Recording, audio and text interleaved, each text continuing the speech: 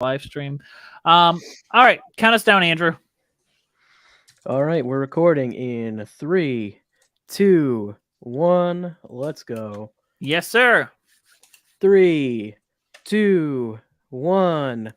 That was a terrible clap. Honestly, what are we doing? We are. That was the fucking best clap nuts. we've ever done. You're fucking wrong. You lying Nope. piece of It shit. was all perfectly synced on my end. I'm gonna refill my wine glass really quick, and then we'll start this podcast. So, it sounds like I'm peeing, doesn't it? It does. It's a very healthy stream I've got there. Yeah. What the fuck was that? Yeah. Yeah. Yeah, that's a healthy stream. Piss fetishes. That's for you. This one's for you, piss boys. I feel like we don't do enough for the piss boys. We do plenty for the piss boys. I don't know. I know we do enough for the asshole people because Bree once told that wonderful story about the person that just stared at an asshole and was that is our most downloaded episode like in a long time, and I'm gonna entirely on the asshole story. Everyone went looking for that TikTok about the girl who sat and shared her asshole. I like the phrasing of sharing the asshole. She shared the asshole, yeah. I mean, he was talking to that asshole like he wasn't talking to her. Is it sharing if you have to pay for it? She sold it. Yeah, that's true. What the fuck? Can we start? Yes. Yeah, give me 2 seconds. I gotta swallow this pill. We can't be at this for 4 hours tonight.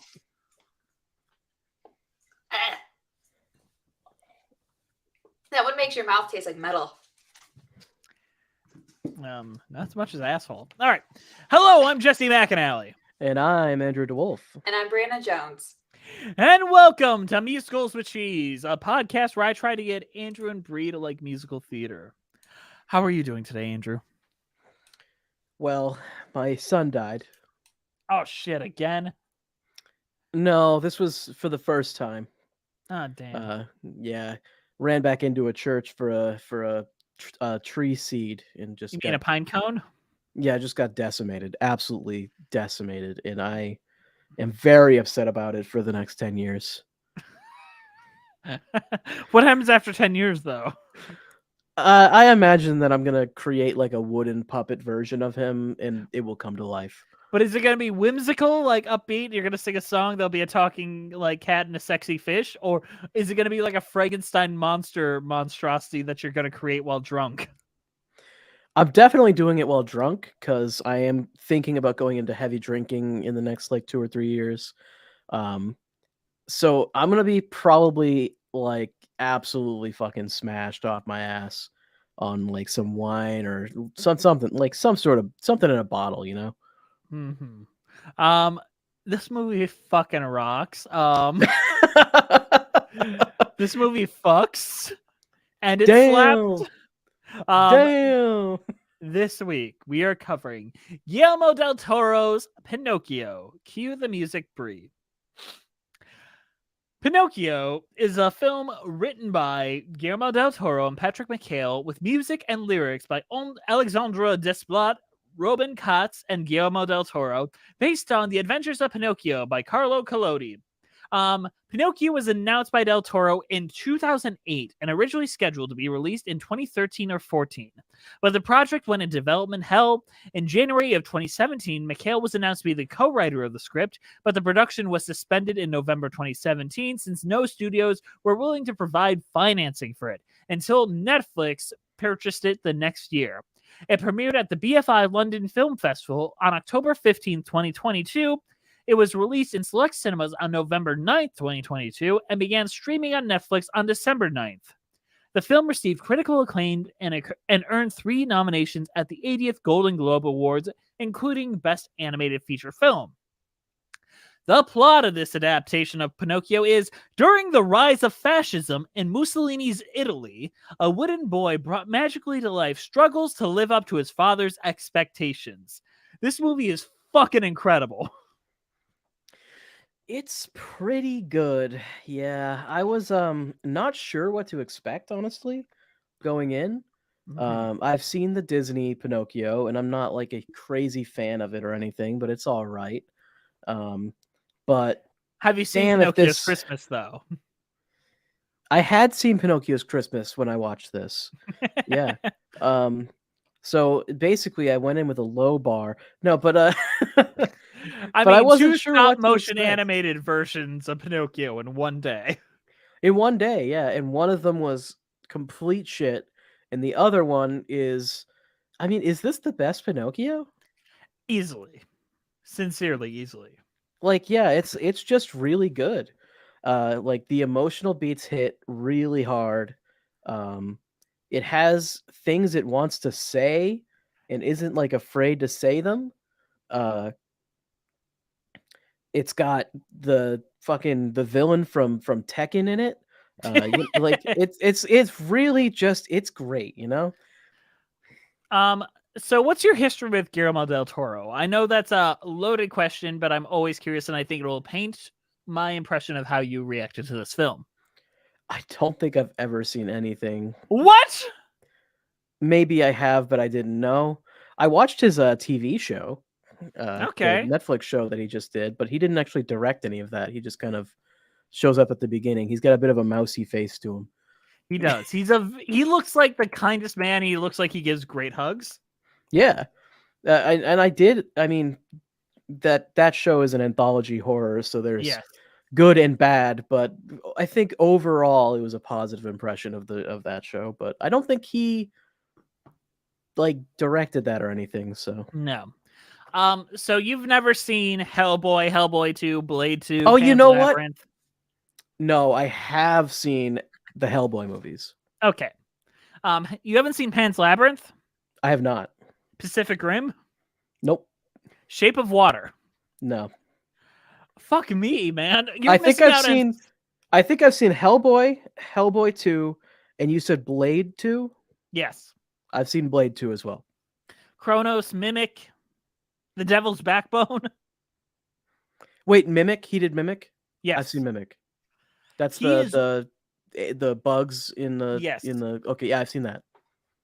I've seen all the weird ones. Guillermo del Toro is one of the best filmmakers we have currently working. And it just goes to show, like, one of my least favorite films of his is the only one that won Best Picture and Best Director.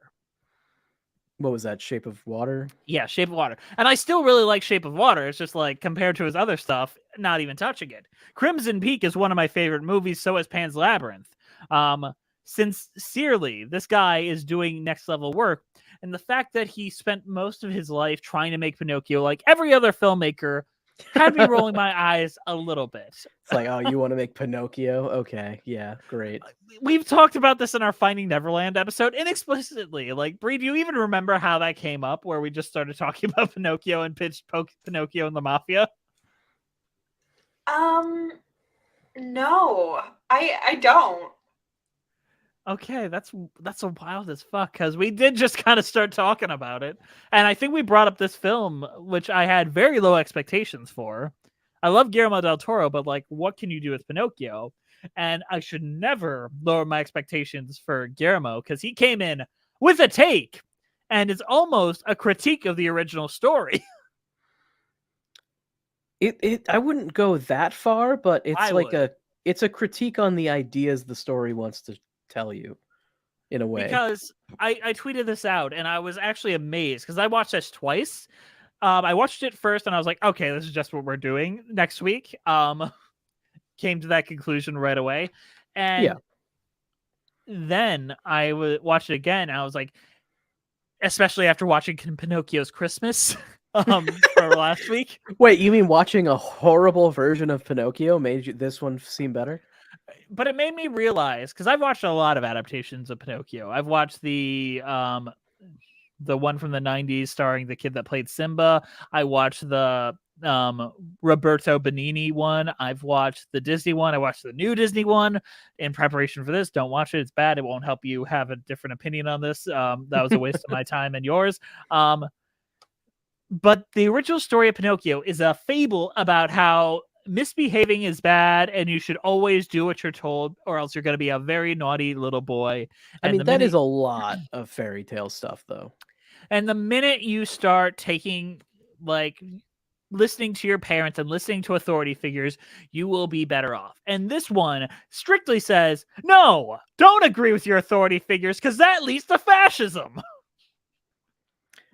I don't know if they're saying it leads to fascism necessarily, but I think they're trying to point out that sometimes the types of people that want that sort of authority over you are exactly the type of people that you shouldn't be listening to, you know? So, like, yeah, Yeah. sometimes the person who wants authority over you is fucking Mussolini, and like, you shouldn't listen to him. Yeah. And in these days and age, when fascism is somehow on the rise again, it American really hit home for educational me. system, American culture in general, there's a lot of bad shit going on, and it all leads to the same crap. So, Right. And it took some of the ideas from the original Collodi story, added a lot of Guillermo del Toroisms, specifically the implementation of the Blue Fairy, and actually showing Pinocchio has a weird immortality clause in his existence. yeah, that is directly from the original No. story? In the original story, he just couldn't die, and the Okay. afterlife is a strictly Guillermo del Toro creation. And you can tell by the visual style. Yeah. Okay. And I actually really liked the subplot about the afterlife and what life means and whether immortal life is a blessing or a curse and how Pinocchio becomes a real boy. All these things are so fucking good. There's a certain element that I don't love, but I don't think it ruins the movie or anything, but like I'm not sure I agree that the afterlife section necessarily needed to exist as it does. It does sort of raise some questions, like I don't know. We're gonna get into spoilers, obviously. Yeah, So watch this movie. I think we're both fairly positive on it, and I really don't want to spoil it. very, So if yeah. you Go haven't just seen it watch it. yet, It's on Netflix. You have Netflix. We know you have Netflix. Everyone and if has not, fucking Netflix. torrents exist. Yes, and steal it. That's even better. If you don't have Netflix, fucking steal it. Do it. Yes. So why don't you just tell us the plot of this version of Pinocchio, if you could, Andrew? Sure, I'll do my best. Um, Geppetto and his son Carlo. Named after Carlo Collodi, the original author of Pinocchio. Yep. They are. Well, he's like a sculptor or something like that. Yeah, he's A like a toy woodworker of maker, a some kind. woodworker. He's making something for the church. He's making a big crucifix, I think. And it's during the start or in the middle of World War I or something like that. Yes. And so he is at the church putting stuff up, and some planes fly overhead. They release their bombs, I guess, and they imply that it's for strictly no reason. They just had to wanted release their lighten. bombs. Yeah, so they just bomb like a random tiny town, and his son dies in it. In But front his of son him. found, yep, and his son had found like a pine cone in a very good condition or something, and he wanted to plant it. When they cut down a tree, they have to replenish the earth to give back, or else they're stealing. And so he found the perfect pine cone that he wanted to bury to replenish the tree they cut down for the crucifix. Yes, so he plants that, and then plants that where his grave is, because I guess they probably couldn't salvage the body to even bury. It seemed like. Yes. So the tree grows, showing how much time has passed. The tree fully grows. Geppetto is a horrific, like drunk, like it's just sad to watch. He cuts down the tree and makes anger, drunken anger. Drunken rage. He's been mad at God for not answering his prayer and bringing his son back somehow. And so he creates Pinocchio, essentially, the blue fairy. It's not in a pretty like way. It's like a Frankenstein movie. There's lightning. It's very disgusting. And Pinocchio's unfinished. Like, he really focused on one side of the head, and the other side he just leaves raw. He is a mishmash creation and ugly. Yeah, he literally never does get finished either. No. And so the blue fairy comes and brings Pinocchio to life. And of course, I mean, Geppetto is horrified by this because it is a living puppet, and you should be horrified by that. I feel like in the Disney movie, they aren't exactly, they don't like showing that aspect of it that much. I don't know. It's pleasant and magical. Yeah. But Geppetto, like, eventually kind of likes the Pinocchio because, you know, he's kind of tricked into liking him, but he very easily screams, "You're not my son, go away." And just because he's the only human that seems to be kind of on his side, he starts unwittingly parenting him. Yeah. Pinocchio gets forced to go to school by the moral officer of the town. Podesta. Yes. I guess technically speaking, they're not a Nazi because they are an Italian fascist government officials. But they are Italy. They are essentially Nazis. You know, Yes. it's kind of the same shit. So if we shorthand it as Nazis, it's not because we are historically illiterate. It is because we are shorthanding as Nazis. Okay. So he's about to go to school, but he gets tricked by the guy from Tekken into going to the circus instead. Christoph Waltz as Count Volpe. Count Volpe. A mix between the fox and like the cat from the original Pinocchio story. Bit of trivia, because I had to look it up, and by I had to look it up, I mean my girlfriend looked it up for me. But apparently, Guillermo del Toro, when he plays Tekken, he always plays as that character with the wing hair, like the winged out hair, and that actually is where the hair came from. It is from Tekken. Is fucking hilarious. So that's just funny. I forget what that character's name is. It's like Heihachi Mishima or something like that. But tell Becca I said thank you for that fun fact. That is wonderful. But holy shit, where was I? He's kidnapped by the kid from Tekken. Yeah, he's kidnapped by the guy from Tekken, and he's brought to the circus, and he performs. Geppetto and that guy fight over Pinocchio and accidentally get him killed, and he goes to the afterlife. And this is where we find out that he's immortal. However, there is a caveat. Anytime he dies, there's a little bit more sand in his hourglass before he can return. So it takes a little bit extra time every time he dies to return to his body. Yeah, so he always has to wait before coming back. And Ron Perlman as the Podesta sees that Pinocchio comes back to life and is like a perfect fascist soldier that cannot die. Yes. It will win them the war because, yeah. And the circus man, the Count Volpe, sees like, hey, he contractually signed on with me, so he belongs to me, or else you got to pay me $1 million, like whatever Italian money he called it. And in this moment, Geppetto calls Pinocchio a burden because either you have to go to war, which Geppetto hates war because obviously his son was killed because of it, or he has to pay so much money to this circus dealer. And Pinocchio, in sadness and in an attempt to try to earn money for Geppetto, decides to go into the circus with Christoph Waltz's character to give money back to Geppetto. Of course, this circus character is not giving him that money. Yeah, duh. I mean, he's literally taking advantage of a puppet that was born like yesterday, actually. But Geppetto feels bad and chases after him and ends up in the whale, or it's more of a monster, actually, like a sea monster. But and eventually, Pinocchio. Well, actually, no. This is worth mentioning. Pinocchio performs for Mussolini, but mocks him. And gets killed not for because it. of any political beliefs, but just because he was angry that his dad wasn't getting the money. Yeah. Though it is funny to mock Mussolini, and Mussolini is played by Tom Kenny in this. Yes, he is, and that is incredible.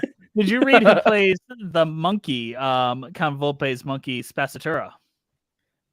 Who was it? I don't actually have that one on hand. That is Kate Blanchett playing a monkey with no spoken lines of dialogue except for grunts and. That's great. That is wonderful. That is a very Guillermo del Toro move. But he mocks Mussolini, gets killed, and then the afterlife thing. He comes back again, and he's in a child recruitment military camp for the fascist army of Italy. Yes. Which is the equivalent of Pleasure Island in the Pinocchio narrative, strangely. Yeah, but it's kind of the opposite in a way. Pleasure Island is the kids get to do whatever they want, whereas here it's more of the kids have to do everything they're told. Yes. And so it's about the horrors of obedience as opposed to the horrors of disobedience. Yeah, it's you are right in that this is kind of like an inverse Pinocchio tale. And he makes friends with a character called Candlewick, which is the equivalent to the Pinocchio Collodi character of Lampwick, who turns into the donkey at Pleasure Island and is this moralist piece of shit throughout that story. And here he is the perfect fascist kid who's just trying to get his father's love. But he actually ends up this version actually ends up getting to kind of win in a way. Kind of. Though I guess watching your father die directly in front of you, even if he's kind of abusive and everything, probably will be a little bit traumatic. But and his father telling you to murder your best friend Pinocchio, definitely also traumatic. Did you know who played Candlewick? No, who is it? Finn Wolfhard from It and Stranger Things, and I thought he did a really good job, especially with the British accent. I didn't even notice. Honestly, you just gotta watch this fucking shit. We're explaining the whole thing, but just go watch fucking Pinocchio. The only problem is, up to this point, it's interesting, and from this point forward, it gets kind of Pinocchio. Oh, we got to hit the Pinocchio beats. Yeah, but it's still interesting. The most interesting thing they do is at the end. Pinocchio goes back, gets killed in the sea monster, basically, sequence. And he knows that his father is drowning. And he says, send me back now. And the death creature is like, if I send you back now, you will literally only have one life left. You will no longer be immortal. You will die. And he's like, that's fine. I want to save my dad. And that is an arc, a very concrete arc for Pinocchio, in which case he becomes a real boy by sacrificing his life. And because of Deus Ex Machina shit we set up earlier, he is brought back to life by the cricket's one wish. Not worth mentioning. And then he outlives every one of his friends. He outlives Geppetto. He outlives Jiminy Cricket, or whatever, Sebastian C. Cricket, or whatever it's called. It's Jiminy Cricket. We know what it's supposed to be. And he walks the earth, and no one is sure if he ever died. And that is, he never becomes a real boy. He never becomes flesh and blood. And I'm like, that is a more powerful ending than anyone ever could do. And it makes me think about the Disney ending and how badly they fucked that one up. How does Disney end it? Does he just end up... He just turns into an actual child, right? No, hold on. Let me see if I can find the clip, because this is stupid. I guess I should have watched the Disney one to prepare as well, but... Nope, you shouldn't have. You are living your best life. Have you guys heard of Pinocchio 3000? No? What the fuck is this? Does he join the mafia? No, he looks like a robot. Hold on, I'm gonna show me this first before we look at this ending. All right, hold on.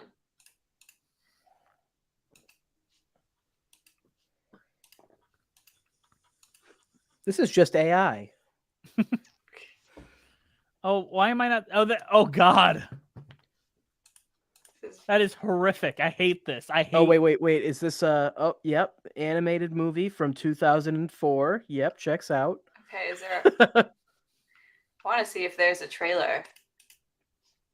Oh, I went to the year 3000. 3000. Do you think they play that song? I wish. I don't think they can afford the Jonas Brothers at the height of their Jonas Brotheriness. Can you hear Let me guess. this? There's like a million fucking gigantic names in this, though. Yeah, like Nicolas Cage. Can you hear this? I cannot, No. but I'm enjoying what I'm In seeing. the no distant future, a A classic, classic tale. tale. This is just AI. Yeah, this is just AI. It's just Astro Boy meets AI. Which that's just two versions of Pinocchio meeting each It other. is. It 100% is. Have you watched Astro Boy? I haven't watched either of those. I just know that they're both Pinocchio. Yeah. AI is good. Like AI has something to say in the same way that this does. Well, that's not It's what Nostalgia Critic said. Did you watch a Nostalgia Critic review? No. Obviously not. So this is what they do for this. Oh, you're talking about this one. Yes. Himself, brave, honest, and unselfish. Look at this shit. And since God, I then, hate it so much. know about it. People say he was transformed into an honest-to-goodness real boy. Did that actually happen? Who knows? But I do know for sure. In his heart, Pinocchio is as real as any real boy could ever Jiminy be. Cricket looks like a superhero because it looks like he's wearing like a face mask. It does. They basically sidestep by like, some say he became a real boy. I don't know. Just It's not like I was fucking- there or anything. They could have even done a cool effect where like he turns into an actual like child actor. That would have been Yeah. interesting. But like that Um, would like just do like it's the Disney version. Just turn him into a real boy. Like, come on. That movie is nigh unwatchable. I would call it pitiful.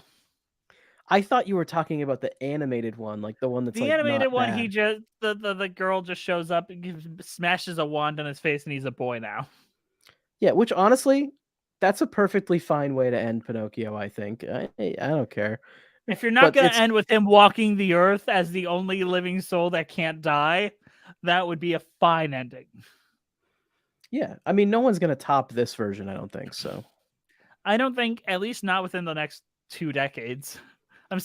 I mean, maybe, but Father, Father. that one that doesn't even cover the Pinocchio story in it. It's about him joining the circus with the talking horse. Father. On that note, how about we compare our opinion to those of the crazy folks on letterbox.com? It's time for Bree Views. All right, Bree, what do we got today?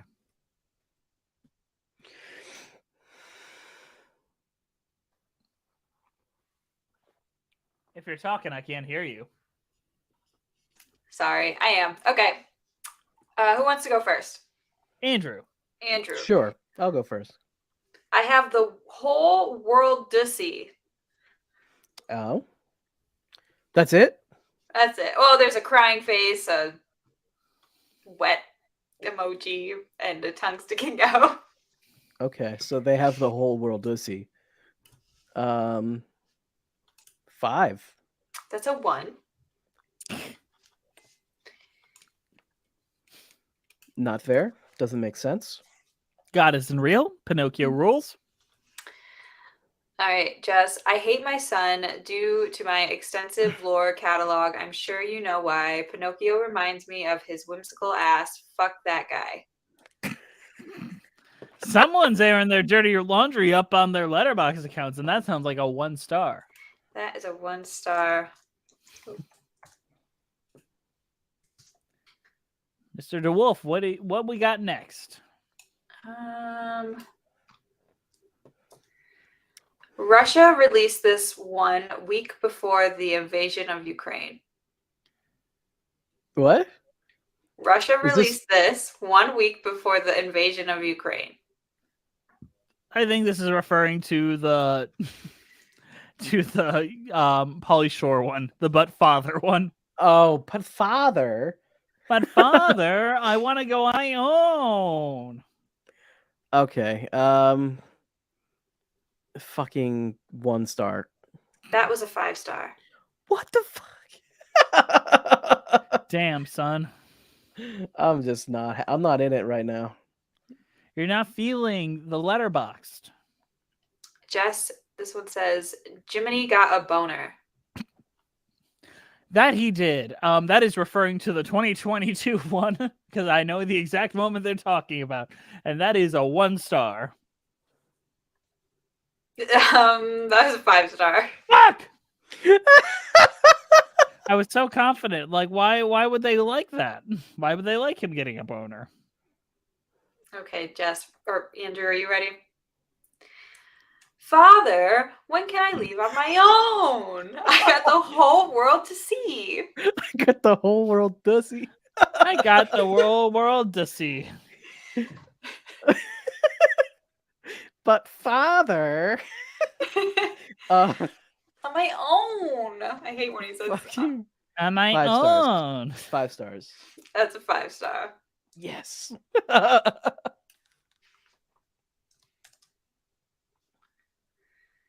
Hot take, this is probably going to be in my top 3 Pinocchio movies of 2022.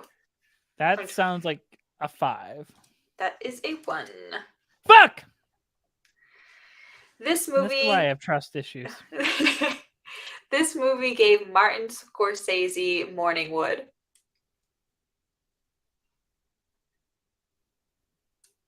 That was for you, Andrew.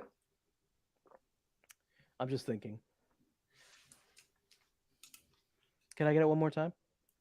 This movie gave Martin Scorsese morning wood. Yeah, and he's hard to do that for, so we're gonna I go don't with know. 5 stars. That's a 5-star. You know the wildest thing about Martin Scorsese, if we can take a pause here? It's Scorsese, but Scorsese. No, it isn't. Like, he has a Gen Z daughter, and for my whole like existence on here, I assumed that was because he married someone like much younger than him. No, he married an age-appropriate woman that had a baby at 52. Holy shit. That's impressive. I don't know why that fucks with me a lot, but it does. Like, I love Scorsese. Like, I love 75% of his movies. But man, that's weird. Yeah. Either All way, right. what's my next thing? Last one, Jess. All right, am I winning? No. Damn. But I Not have a tie. losing, though. I have a tiebreaker if you even it up. Okay. The first song that Pinocchio sings when he comes to life is the reason why I choose not to have children. That's obviously a 1. That's a 1. Okay, you tied it. Suck it, Andrew. Damn. So, do you guys, how do you want to do the tiebreaker? Whoever screams it first. Okay. And how do I pronounce what's his name? Guillermo. Guillermo.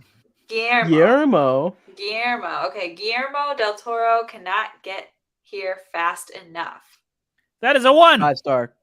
That is a 1. Jess, you won. I just guessed whatever Jess didn't say, so maybe I would get it. I assumed I was on an older version of Pinocchio, either the Pauly Shore or the other one, hoping that this is better. And obviously it was. Because Guillermo del Toro might be one of the best working directors we have currently. The only film of his that I haven't absolutely really loved is Blade 2 and Nightmare Alley.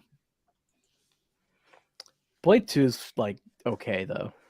No, it's the best Blade movie, but it's still a Blade movie. Look, the Blade movies are pretty fun. I'm gonna be straight with you. I like guess. watching them. They're fine. They are fine movies. They're on the same ish tier as Hellboy. That's my thought. Do you think after this you're going to actually give a good watch to the other Guillermo del Toro movies? Maybe one day. Because this isn't even my favorite Guillermo del Toro movie.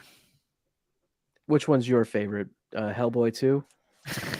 I do like Hellboy 2. I've quite a seen that bit, one but already. Hellboy 2 is better than Hellboy 1. I completely agree with you. Crimson Peak is obviously my favorite, but I think his best one is Pan's Labyrinth. Yeah, I kind of figured that was his best one. Everyone talks about that one. I'm surprised you haven't seen that one. Just haven't seen it. I don't know. Shape of Water is also very good. Despite it not being like one of my favorites and probably the lowest on my list, it is very, very good. I don't love Pacific Rim just because I'm not a big fan of kaiju films. I'm sure you kind of have to be to really attach to that. I've never actually like watched a real one. I've seen like the Americanized Godzilla movies, but You've never seen the original Godzilla? what, you mean the 98 one with Matthew Broderick? That's a lot of fish. That's a lot of fish. No, I've not. I've seen that one, but I'm talking about the original like 1940s one about, the nuclear war. Yeah, no, I've not seen it. You should. It's a good movie.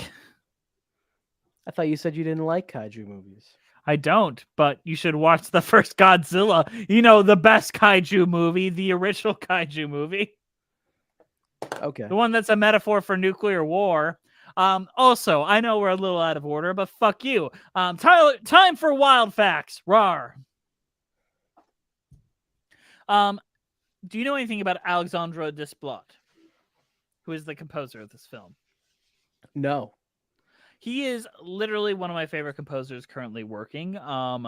He did the score to the Little Women film that came out a few years ago.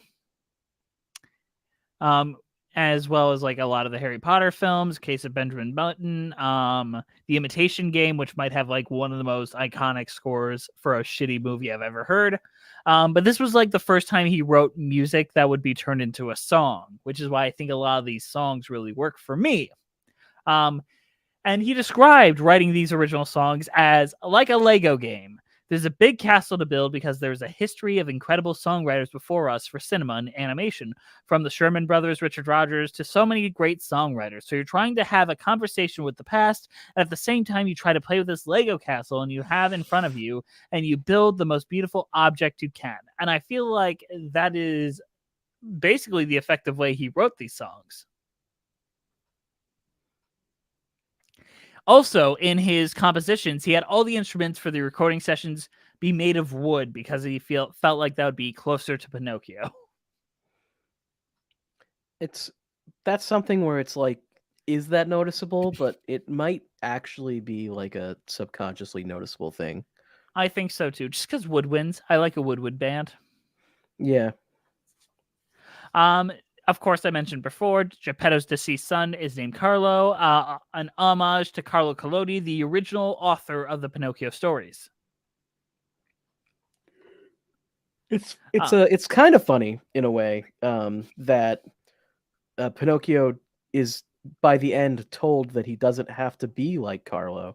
Exactly. And a lot of the movie is about how the original story doesn't necessarily have the best moral to it. Mm-hmm. And one of my favorite things about this film, and I know this is actually a pretty iffy issue as far as stop motion animation is concerned. A lot of basically every piece of this was 3D printed. So it's a CGI model that they 3D print. Is it really stop motion animated if it comes from a 3D model to begin with?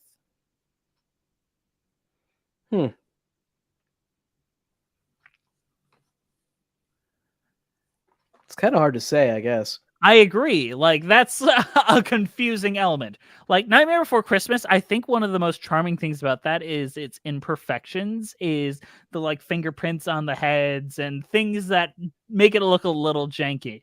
Where this, I wouldn't call it perfect, but it's pretty close. And have you ever 3D printed anything, Andrew? I have not. I have, and it's pretty remarkable how they take an FBX image or a Blender image and create it. And I don't know, it looks different than, say, even a Monkey Bone or James the Giant Peach, or even Wendell and Wild. Like, I know they didn't 3D print everything. I think they kind of molded those things. What do you think about that in comparison to this? Because I know you watched that. Animation wise, I'm talking model wise, not animation wise. model-wise. Okay. I think, yeah, I mean, the Wendell and Wild models are more expressive, I think, in like A a little less cartoon kind of imperfect. way. A little Yeah. more imperfect. Yeah. They're more like maybe expressive is wrong because I mean these models are expressive, but they're more like wide-eyed and like they can make big mouths and stuff like that, you know. Mhm. No, that's fair. And that's basically all of our wild facts. I just want to make sure I got them out. All right. All right. How about we go into a mid show and then we talk about these songs and wrap this on up? Sounds good. I'm going to rely on you because I really have to run to the restroom. I'll be back though. All right. Today's show is brought to you by the extremely kind donations by our donors at Patreon. Oh, man. We've been at this too long. We've been recording for nearly 4 hours, I think. But that's okay. Patreon's where you can go if you want to give us some money. We got some extra content on there for you. You can request episodes at certain tiers. You could even appear on the show if you want to spend the most money. You know, a lot of good stuff. You also join our big old list that I'm going to read off right now. Our current patrons are Melissa Goldman, Danielle Renix, Jess the Stampede, Ewan Cassidy, Monica Thoreau, Mina Maniri, Brent Black, Daniel Stacey Coombe, Joseph Evans Green, Mary Lou Choquette, Jean Vanels, Russ Walker, Musical Hell, Kyle Summers, Janae C., Scootin' the Technicolor Dreamcoat, Liz Lim, Allison Stoller, Nothing is Certain Except Beth and Taxes, Thesbian, Ren Cullen, Rafael Martinez Salaz, Jessica T., Mitchell Young, Chai Teacup, Katie McDonough, Chris Marcotte, Mimu, Kiji Marie Anastasio, Leela, RJ Nariga, Charlie B., Bjorn Hermans, Erica S., Toriana Frazier, Sammy the Most Lopez, Liana Morton, Kaylee Blazier, Birdman69, Cinemageddon Reviews, Villainous Miss, Sophina Ali, The Omega Geek, Paige Pearson, Maddie Wargle, Eliza Erdman, Anna Luskatova, Cheska Veray, Sarah Den Blakier, Evan Ball, Zachary Torres, Gathering Forth Before Venturing Party, and Rora Marasso. These folks give us a little extra financial support that helps us keep the lights on here at Musicals with Cheese and pay our wonderful editors. And if you'd like to support us and get tons of fun perks, as Andrew brought up earlier, and a lot of other things, come join us over at Patreon. And also, we're planning to revise our entire Patreon scheme in 2023 with a brand new perks and brand new things. And those who join in 2022 will be getting a better view of these perks and be able to decide early on. So if you'd like to get in early on that, come join us over at Patreon right now. How about we get back to the show? Oh, yeah. The songs in here are iffy because they almost make you question whether this is a musical. I think there's enough where you could justify it, but what do you think? There is not many songs, but I think what it really is that this is a longer movie and there's enough songs here that if this was like an hour and a half, maybe you'd feel like it was definitely a musical. Yes. But because it's like 2 hours and there's still only this many songs, it's like, is it a musical though? Like they kind of front load them too. Yeah, they do.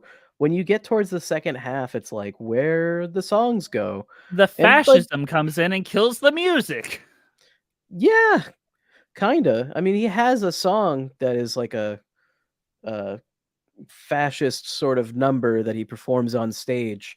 But yeah, they never like sing any songs or anything like that while they're at like the camp. I don't think there's much I mean, there's like a song inside the whale, the monster, sea monster, sort of, but not like a real song, you know? Well, let's talk about the first one. My Son, which Geppetto sings to Carlo, which apparently was written by Geppetto's wife and Carlo's mother. This song is fucking heart-wrenching because they tell you right away, Carlo's gonna die, so let's make you fall in love with him really quick. Yeah, they at least give you that right away. They don't try to shock you with it, which would have been worse, I think. But yeah, this is a sad one. Um, like it's sad contextually. I feel like the song itself isn't like performed in a way that feels sad, but you know what I mean? No, I completely understand. Contextually, and also David Bradley. I don't know if you know that actor very well. He was Filch in the Harry Potter movies. He's stepped in to play the first Doctor in a lot of Doctor Who revivals. He is so good at this movie. He is probably the only reason why this film works as As Geppetto. Geppetto? Yeah, that's what I Yes. figured. And Geppetto- here it breaks your Yeah. heart. Geppetto, I sort of wanted Geppetto to be in the movie more. That's like my one gripe, especially with like the middle part of the movie, is it feels like Geppetto just kind of goes away. But that happens in Pinocchio, though, is the thing. That's just a Pinocchio thing that happens. Well, obviously, it sounds like to me you're setting up that on Patreon we should be covering Geppetto, starring Drew Carey, a musical about Geppetto's side of the story. He just is like, "Where's Pinocchio? You're he doing? you think you're exaggerating, but it's like him and Julia Louis-Dreyfus. He's like, you gave me a faulty son, and he has to learn the importance of children and how it's not always the easiest thing in the world. We're definitely doing that on Patreon. We have to do that now. Okay. Yeah, but My Son, very good song. Yeah, and like it's not like perfect singing. Like I know we talked in our Les Mis episode about like Hugh Jackman and Russell Crowe. Like this isn't vocally like the most well-trained singing, but it works emotionally for the moment. I think it's different when it's like a folky type song as well, where you're not expecting the singing to be perfect. Whereas when you're literally performing a Broadway musical for a movie, maybe you shouldn't fucking have a raspy ass voice where you haven't drank water in several days, Hugh. There's that side of it, and also you can write for the voice that you have in the way that I'm sure Alexandre Desplat did for this one, where he's like, I know what David Bradley's voice sounds like, I know how it should, what its faults. Like it's the same thing we said about Spirited. When you're writing for Ryan Reynolds and Will Ferrell, you know its highs and its lows, you know it's Tessitura and all that. Yeah. I really like the song. It really set up the world and set up that this is a proper singing musical. However, it is diegetic, and the next song, it is debatable whether it is diegetic or non-diegetic, and that is Everything Is New to Me, Pinocchio's song of I'm Alive. Yeah, this one I don't think is diegetic. It's kind of not. Yes. Right? He's just asking questions, but it's a song. And he likes to smash things. Well, it's only because Geppetto failed to explain to him that hammers smashing things, it's not just for anything. True, but he does kind of just smash everything, even before the hammer, but it's this one is I don't think it's as good as My Son. I don't think it's like bad, but I don't really love the repeating lyrics. Like the like what is this? What is this? Yeah. The thing about this, and specifically, like, it's shot like a horror number, and I'm playing some of it right now, where Geppetto is horrified at what he's seeing at the moment. It is a scary thing. Well, yeah, And this he's is like an unfinished puppet, like walking around. It's like what? Like it's unpleasant. It's and he's chucking knives at him.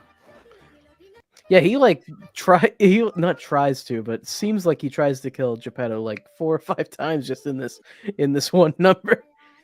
Especially because Geppetto's hungover, he wakes up from a very drunken stupor of creating a Frankenstein monster to it being alive. Oops. Whoops. I think the scene works because of the juxtaposition between the very upbeat song number and the horrific realization of Geppetto. I suppose, yeah. Then we have like Christoph Waltz has a song, but I don't really want to talk about that.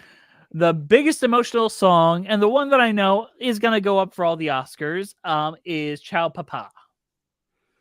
Yes, and this one he is. It's back to being diegetic, I guess, because he's performing it on stage. Yes. Uh, This song breaks but my heart. but emotionally speaking, it's while he is performing it on stage, this song he actually means. Yes. So What's the context for the song, Andrew? he left Geppetto so he could go perform in the traveling circus and And send earn the money. money back. Yeah. For how long will I go? Is it for This one is very good. Yes. It's also kind of like the last song as well, though. Not the last song, because you also have like Mussolini takes poops and all that. That's true, but this is like a real song.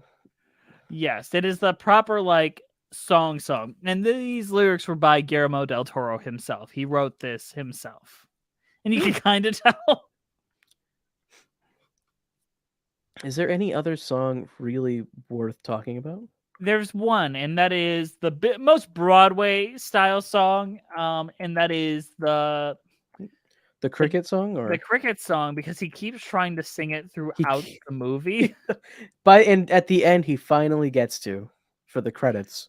Yes, and it's Ewan McGregor, and I feel like Ewan McGregor gets a bad rap. Maybe one day in 2023 we'll cover the Moulin Rouge movie on this show, but he's very good and it's fun, and I like the running joke that he isn't able to sing. It's not that he's not able to sing, it's that no one will allow him to, or the situation Yes. won't allow him to. And he has to die and go to hell to be able to sing. You almost feel a little bad for the cricket in this, because it's just nothing He's really a goes his slapstick way. tool. Nothing goes his way. He is a genuinely good person. Is He he even, though? I mean, he uses his only wish to bring somebody else back to life, when really, I mean, Pinocchio is basically just his house. You're right. When you're right, you're right. Would you give your life for your house, Andrew? If my house came to life, I would definitely not use my only wish to bring it back to life when it died.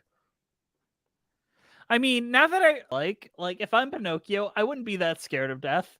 Like, oh, I get to hang out with all you fucking crickets and rabbits and weird Do death you creatures. though? It seems like it's implied that everyone else is sitting in all those caskets in the back. Why does the fucking cricket get to play cards with the rabbits? Because he's not a person; he's a cricket. So only rabbits and crickets get to play cards. True. Well, think about that when you're going to sleep at night, and maybe think twice about masturbating. On that note, what is our overall thoughts on Guillermo del Toro's Pinocchio and our cheese rating? Andrew, why don't you start? Very good. Yes. I mean, I don't know how many times we can just say it, but like, just go fucking watch this shit. I mean, it's new. It's on the flicks. You just check it out. I mean, come on.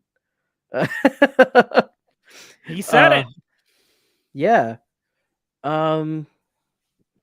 Let's see. As far as there's so many good Italian cheeses to pick. You know, like there's a huge fucking list. We're gonna pick one that sounds fancy and fun. Let's see. We're gonna give it a Giganti cheese. It sounds fun. It sounds new. And it's a big movie. You should watch it. That's all I can say. Who cares? It took over 10 years to make. Technically, yes. Remember, he started working on this in 2008. It took 10 years to make. Bree, what do you think of our discussion? And please tell us if you're going to watch the Pinocchio movie. Your discussion was great. I am definitely going to be watching the Pinocchio movie. The art style is beautiful. Everything about it looks great. So I think for a cheese rating, I'm going to give it mozzarella cheese sticks. Mozzarella is good on its own, but then when you fry it, it's even better. Hell yeah. And the Guillermo del Toro touch is the fried breading on the side. Yes. That's a great cheese rating. I am giving this ricotta salata wedge cheese from Pinocchio's Pantry, which is an authentic Italian foodery online. So yeah, go buy that cheese. I love this film. I'm a big fan of Guillermo del Toro. Sincerely, I wish that we could have an opportunity to cover more of his work on this show, but sadly, he doesn't do musicals all that often. This was his first, so I was very excited for the opportunity and that it was good. I was really scared this wouldn't be good. If we refer back to our Finding Neverland episode, I'm like, why is everyone doing fucking Pinocchio movies? I'm sick of auteurs thinking that's the most inspiring thing they could do when really, not so much. I don't think there will ever be a better adaptation of the story. I don't think Pinocchio is that good of a story. You know, like I don't think there's that much potential really in there. When I No. was little, they would always put Pinocchio on, and I thought it was very boring. Well, right? It's like it Yeah. really isn't like that great of a story, and I feel like what was done here is probably the most you could ever do with it. Mhm. 100%, because they like said what you did was nice. We have our own opinion, and we're gonna use this narrative to our advantage. Yeah, and like really, like we gotta just call it a fucking day on fucking Pinocchio. Like, come on, there's so many better fucking things we could be making than more fucking Pinocchio movies. I agree. However, I do like the two Pinocchio movies. I like AI a lot. I feel like the nostalgia critic, whatever his opinion on it, was wrong. AI is a good fucking movie, and Spielberg is a quality director that had a point of view on. Do you know everyone's complaining about that movie? Do you know the premise of that movie, Andrew? Can I have my AI rant here? It's Pinocchio. Kind of. So there's this executive that wants to create a robot that can learn how to love. Like he makes this child Alrighty, that knows Elon. how to love. A mother programs it because her son's in a coma. The son comes out of a coma and she abandons the child in the woods.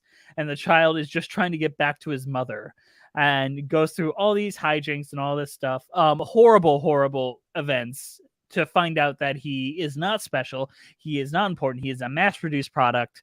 And then goes to the bottom of the ocean and sits there for 1 million years until these alien creatures come out and is like, all right, you work, or alien robot creatures, because they are all spawned from that creation, and decide since you are basically our god, you get one wish. And he wishes for his mom back. And they're like, yeah, but at the end of it, she has to die and you do too. And he said, it's worth it. So he dies next to his mother in her arms. And people are like, that's too happy an ending. Of course, they had to Spielberg up the ending. And I'm like, that's a fucking dark, a nihilistic ending. I don't know what the fuck you people are talking about. He sits at the bottom of the ocean for thousands of years and then dies. Dies next to his mommy after having one day with her because he thought one day was worth it. That movie's fucking weird as shit, flawed as hell. I still love it. She abandoned you in the woods. Yep. He doesn't have logic because he was programmed to love her. And that was his only thing. So he has no other focus in the world except to love his mother. On that note, you know who else loves their mommy? Me. And our wonderful patrons. Thank you guys for listening. Please follow us on iTunes, Spotify, Stitcher at Musicals with Cheese, Twitter Cheesy Musicals. We're on Patreon Musicals with Cheese, Instagram Musicals with Cheese. We're on YouTube at Musicals with Cheese. We have a Patreon-only podcast called Patreon with Cheese. Email us at musicaltheaterlives@gmail.com. Our keeper of the cheese is Juliet Antonio. This show is produced by the incredible, the wonderful Brianna Jones. Our theme songs were created by Robin Nash of IOU Music UK. Thank you to the Broadway Podcast Network for having us on the platform and for not kicking us off, for shitting on Pinocchio so much. It's not that good a story. I don't care if Steven Schwartz made a musical of it. We're sick of it. On that note, this is our last podcast of 2022. Do we have any New Year's resolutions for next year, Andrew? Next year I want to become the coolest person in the world. In my book, you've already gotten there.